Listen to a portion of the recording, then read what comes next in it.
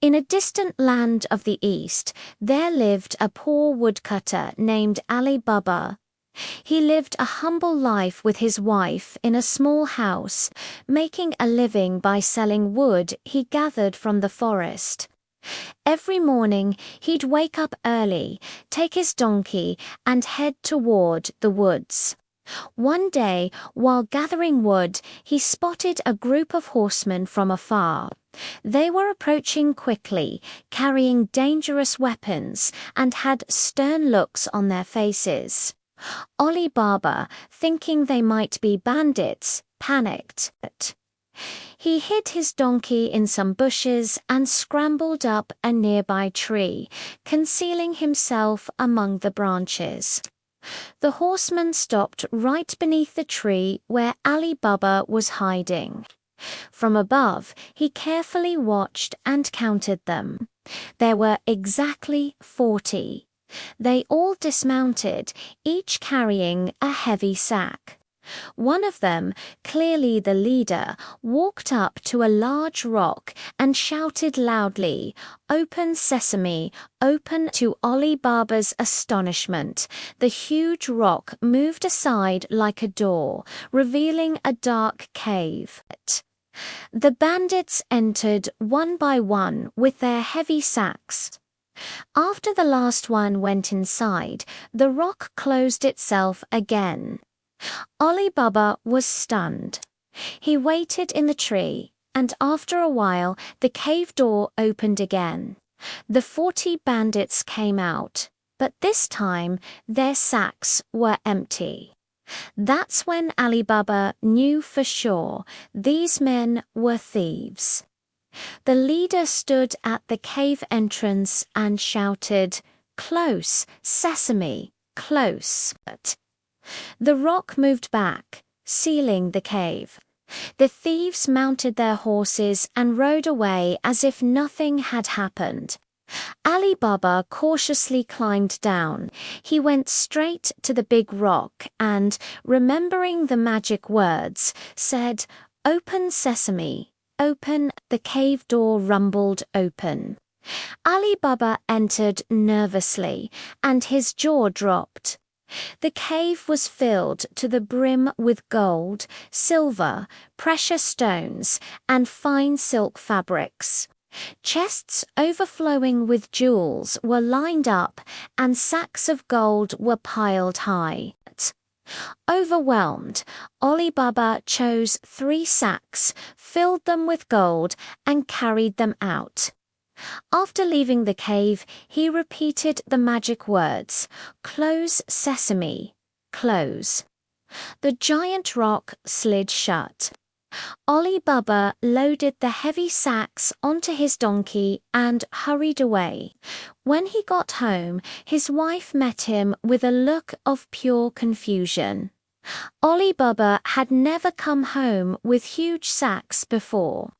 He asked her to close the curtains, then emptied the sacks in the middle of the room. When his wife saw the gold glittering everywhere, she was amazed. "Where did you find all this?" she asked. Ali Baba told her everything. His wife, practical as ever, said, "Let's count the gold coins and then bury them."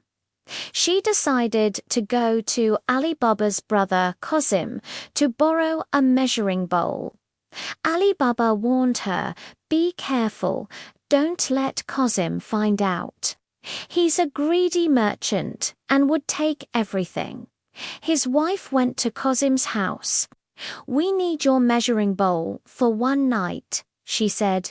Qasim found this odd. "You don't have enough to measure anything," he scoffed. Ali Baba's wife made up a story, but Qasim was suspicious. Before handing over the bowl, he secretly smeared a little honey on the inside.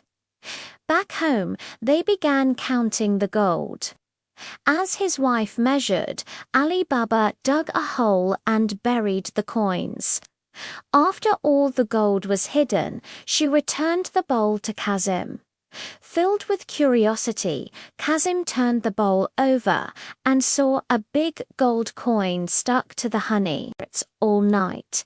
He tossed and turned, wondering about the source of the gold. The next morning, he stormed over to Ali Baba's house and demanded to know about the coin. Afraid his secret was out, Ali Baba had no choice but to tell Kazim everything. Kazim, his eyes wide with greed, said, "Show me the cave at once, or I'll tell the bandits about you." With no other option, Ali Baba took Kazim to the cave. "Open sesame, open," he said, revealing the treasure. Then close sesame, close, and the rock sealed the entrance. "We should go quickly," Ali Baba warned. The bandits could return, but Kazim's mind was fixated on the immense wealth. The very next day, Kazim secretly took to mules and went to the cave himself. He stood before the rock and commanded, "Open sesame, open." The rock obeyed, and Kazim went inside with his empty sacks. "To be safe," he said, "close, sesame, close," and the rock sealed him inside. The dazzling jewels and gold made Kazim delirious. He rolled in expensive fabrics and put golden bracelets on his wrists. He filled his sacks with as much gold as they could hold. But when he was ready to leave, he hit a problem. He had completely forgotten the magic words. In a panic, he started shouting whatever came to mind: "Open door, open wheat, open barley." But the rock didn't move an inch. Kazim was trapped. His heart pounded with fear as he searched for another way out, but there was none. Just then, he heard the hoofbeats of the 40 bandits approaching. Terrified, he looked for a place to hide. When the bandits saw the 2 mules outside their cave, they grew suspicious. Swords drawn, they stood ready as their leader shouted, "Open sesame, open." The rock moved, and they stormed in, immediately spotting Kazim. No matter how much he begged for mercy, they showed him none. When Kazim didn't return home by evening, his wife grew worried and rushed to Ali Baba for help. Ali Baba went to the cave, where he sadly discovered what had happened to his brother. He told Kazim's wife, and they agreed to keep the tragic event a secret. A few months later, Ali Baba and his wife moved into Kazim's house. They took over his business, expanded the shop, and grew wealthier. But they never forgot their humble beginnings. They generously helped the poor, gave money to those in need, and even cared for stray animals. Meanwhile, the bandits noticed that their treasure was slowly disappearing. The leader sent one of his men to the city to find out who was responsible. The spies saw Ali Baba giving gold coins to a poor man in the market and secretly followed him home. That night, he marked Ali Baba's door with a secret sign. The next morning, Ali Baba's clever wife noticed the mark. Realizing it was a bad omen, she quickly painted the exact same sign on every single door in the street. When the bandits arrived, they were completely baffled. Since every door had the same mark, they couldn't find Ali Baba's house and had to retreat. Furious, the bandit leader decided to handle it himself. Disguised as an oil merchant, he wandered the market and saw Ali Baba shopping with gold coins and feeding stray animals. He followed him home, knocked on the door, and said he was a merchant who needed a place to stay for the night. The kind-hearted Ali Baba welcomed him as a guest. That night, the bandit leader brought 40 large jars to Ali Baba's house, claiming they were filled with olive oil. But inside 39 of the jars, his bandits were hiding. As Ali Baba's wife passed by the jars, she heard a whisper, "Shall we come out?" Followed by, "No, not yet."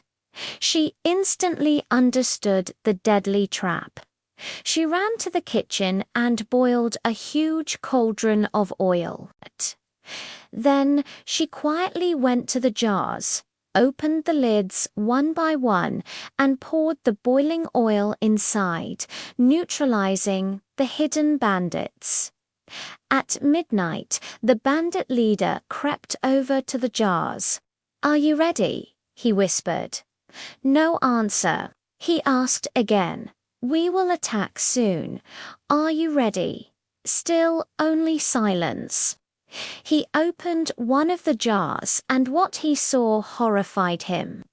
Realizing how greed had led to this disaster, he fled in terror, never to return to that town again.